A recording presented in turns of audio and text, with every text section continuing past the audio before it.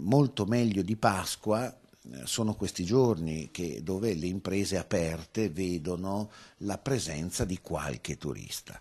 Sarà il sole, sarà la possibilità di un lungo ponte, saranno le Dolomiti. Fatto sta che il traffico verso le principali località turistiche è stato decisamente vivace. Nessun ingorgo, ma un passaggio continuo di vetture all'uscita dell'autostrada verso la montagna.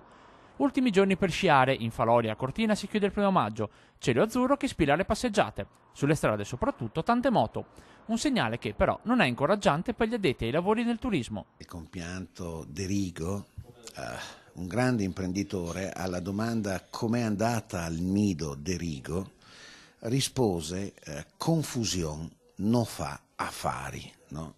Detto in italiano, la confusione che puoi vedere all'interno di un padiglione fieristico oppure anche di una piazza non è è la certezza che l'economia stia andando bene per quella piazza.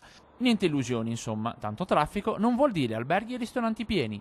Dati ufficiali non ce ne sono ancora, ma pochi di questi turisti occuperanno le strutture bellunesi in queste giornate. A chi va bene può avere il 20, il 30% di occupazione in questi giorni, ma è troppo poco per riuscire a fare cassa, a fare impresa.